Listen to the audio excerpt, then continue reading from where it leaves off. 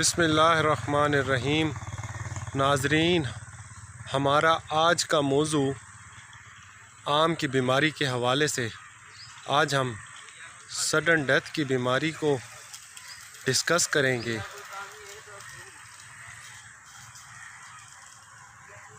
नाज़रीन, इस बीमारी का फंगल पैथोजन सीराटोसिस्टिस मैगिनिकन्स है। नाज़रीन, ये बीमारी आम के पौधों को दिनों में ख़त्म करके रख देती है। इस बीमारी की वजूहात में, इस बीमारी की जो सिम्टम्स हैं उसमें अचानक से पौधों का और शाखों का सूख जाना है। ये बीमारी हमला आवर कैसे होती है? इस बीमारी के हमला आवर होने की बहुत सी वजूहात हैं। एक तो हम बागों में पानी का ज़्यादा इस्तेमाल, दूसरे नंबर पे बागों में हल और गोडी के दौरान जड़ों के ज़ख्मी हो जाने की वजह से इस बीमारी के जरसूमों को दरख्त के अंदर अपनी ग्रोथ करने का मौका मिलता है। इस बीमारी की सबसे बड़ी वजूहात में गोंद का निकलना है।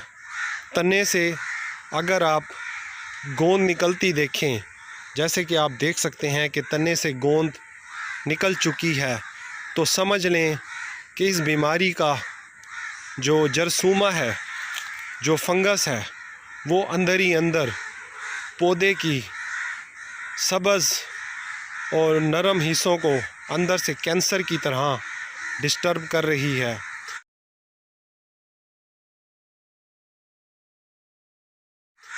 ये जो गोंद निकल रही है, ये असल में जरसूमे की, जो आप उसको कह दें कि उसका जो फुजला है, ये असल में उसका फुजला है। बहुत सारे हमारे ज़मींदार भाइयों में मिसकंसेप्शन पाया जाता है कि ये जो जाइलम और फिलोइम वेसल के थ्रू खुराक जा रही होती है, ये वो निकलना शुरू नहीं।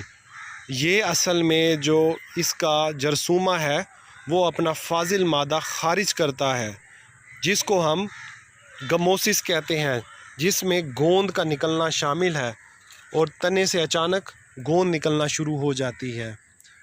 तो ये बीमारी हमला आवर होती है जब हम अक्सर अपने बागात में हल और गोडी मार रहे हों, तो उससे क्या होता है कि हमारी जो जड़ें हैं वो ज़ख्मी हो जाती हैं और ज़ख्मी होने की वजह से इसका पैथोजन को अंदर दाखिले के अंदर, आम के अंदर, उसकी खाल के अंदर दाखिले की जगह मिल जाती है अब आसानी। तो बहुत सारे हमारे जो ज़मींदार भाई हैं इसी वजह से नीले थोते का इस्तेमाल करते हैं। मैं तो रिकमेंड करूँगा कि आप सब नीले थोते का इस्तेमाल लाजमी करें, क्योंकि नवंबर दिसंबर के अंदर ही मौसम फंगस के लिए साज़गार होता है। हवा में नमी की शरह ज़्यादा होती है, रातें ठंडी और दिन मुतदिल गर्म होते हैं, जिसकी वजह से फफूंदी को अपना हमला करने का मौका बआसानी मिलता है। इसलिए नवंबर दिसंबर के अंदर नीले थोते और चूने का लाजमी पेंट करवाएं तनों के ऊपर। उसके अलावा लाजमी प्रूनिंग के बाद, जब आप प्रूनिंग करें आम की बर्दाश्त के बाद, तो उसके बाद लाजमी आप एक फंजीसाइड का स्प्रे कराएं, ताकि जो ज़ख़म लगे हैं तो उसके ऊपर पैथोजन को अंदर जाने का मौका ना मिले। अब ये आप इसमें देख सकते हैं कि ये एक पौधे का एक हिस्सा है जो कि जिसमें तना बखूबी आपको पता लग सकता है कि अगर हम इस खाल को निकालेंगे तो इसके अंदर आपको फंगस की अच्छी खासी ग्रोथ नज़र आएगी, और यही ग्रोथ हमारे पूरे पौधे का सूख जाने की वजूहात में शामिल है, क्योंकि अंदर हमारी जो जाइलम और फिलोइम की जो नालियाँ होंगी उनको जाके वो डैमेज करेगा और कैंसरस ग्रोथ अंदर होगी, कैंसर जैसी। जैसे कि इंसान के अंदर उसकी टांग और जिस्म के अंदर अगर कैंसर फैलता है तो वो अंदर ही अंदर सारे ऑर्गन्स को ख़त्म करता है। तो ये भी एक किस्म की एक कैंसरस ग्रोथ है जो कि अंदर ही अंदर पौधे के तने के अंदर उसकी जो जाइलम और फिलोइम जो उसका इंटरनल स्ट्रक्चर है उसको ख़त्म करके रख देती है, जिसकी वजह से पौधे खड़े खड़े सूखना शुरू हो जाते हैं। तो इसके हल के लिए मैं आपको रिकमेंड करूँगा कि आप फफूंदी कुछ अद्वियात का स्प्रे करें कैनोपी के ऊपर। उसके अलावा आप पौधे से कम से कम 6 फुट के फासले पर एक रिंग की शक्ल में एक नाली खुदवाएं, जो कि 1.5 फुट से 2 फुट गहरी और 1 फुट या 2 फुट तक वो चौड़ी होनी चाहिए। उसके अंदर आप बिला नागा, अगर आप देखें ऐसे पौधे जो कि अचानक से डाई बैक की वजह से सूख कर मरना शुरू हो गए हैं, तो उस नाली के अंदर आप बाकायदगी से नीला थोता डालें हर 10 दिन के बाद, और उसके अंदर कोई अच्छी सी फफूंदी कुछ दवाई मिलाकर पानी के अंदर उस नाली को आप हर 10 दिन के बाद मुकम्मल भर दें। तो इससे ये होगा कि दवाई हमारी जो है वो टारगेट साइट तक पहुंचने में कामयाब हो जाएगी। क्योंकि अक्सर अगर आप बग़ैर नाली खुदवाए आप दवाई लगाएंगे तो दवाई के उसमें नुकसान होने के ज़्यादा चांसेस होते हैं, दवाई पहुंच नहीं पाती टारगेट साइट पे।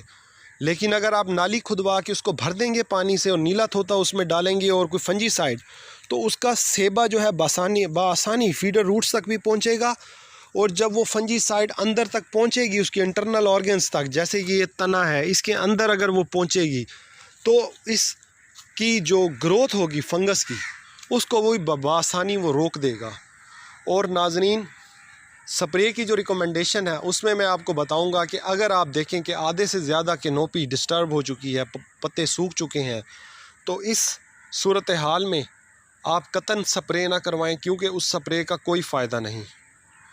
हमारे अक्सर बागबान हजरात को नहीं इस चीज़ का पता, लेकिन हमारी जो इस टाइम एडवांस रिसर्च है उसमें बताया जा रहा है कि अगर कैनोपी के आधे से ज़्यादा पत्ते आपको खुश्क नज़र आएँ तो इस सूरत में आप बिल्कुल स्प्रे मत करवाएं। और तीसरे नंबर पे ये रिकमेंडेशन है कि अगर आप देखें कि फ्लश अभी निकल रही है तो उस टाइम भी स्प्रे का पूरा असर नहीं, जब फ्लश पूरी निकल चुकी हो तो उस टाइम आप स्प्रे करवाएं फफूंदी कुश।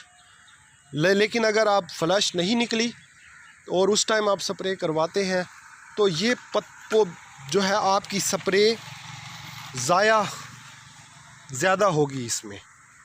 तो नाज़रीन, आज की इस बीमारी डाई बैक के बारे में उम्मीद है कि आपने बहुत कुछ सीखा होगा मेरे से। तो आप इन तदाबीर पे अमल करेंगे इंशाअल्लाह ताला, तो आपको जो है इंशाअल्लाह इसको कंट्रोल करने में आसानी होगी। अल्लाह हाफिज़, इंशाअल्लाह सी यू लेटर।